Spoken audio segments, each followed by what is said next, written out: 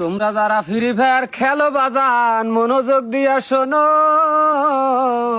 গতকাল আমার একটা ওয়াজ ছিল বরিশাল গুলশান 2-এ।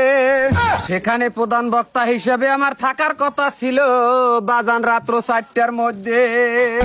সেখানে যাওয়ার পথে বাজান দল আমার আগায় ওই বাজার আশেপাশে চাইয়ে দেখি কিছু দেখি না, দেখি অনেক দূরে একটা বাজার। বাজান আমি এই বাজারটার দিকে রওনা দিলাম। অনেক দূরে যাইয়ে দেখি বাজান সেই বাজারটার গোড়ায় এক যুবক বৈশা বৈশা বলতে আছে, এই বাজান যারা ফ্রি ফায়ার খেলো সবাই মনোযোগ দিয়ে শোনো।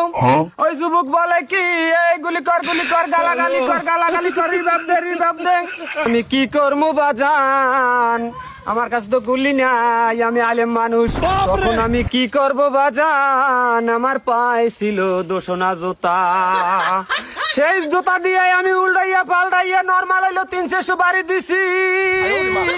তখন ওই বাড়ির চড়ে বাজান ছেলেটা দেখি আত্মরা হইয়া গেছে। তখন ওই ছেলেটা বলে, হুজুর আমার আর মারেন না, আমার আর পিড়াইয়েন না, আমি আর গুলিও চামু না, রিভাবও চামু না। আমি মনে করলাম বাজান এই বুঝি ছেলেটার সাথে কোনে ভূত চলে গেছে।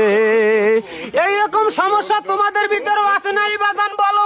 হুজুর আমার লাগেও তো এরকম ভূত আনলে হুজুর আমের ওয়াজ আনার পর আমার লগে কোনে ভূত চলে গেছে।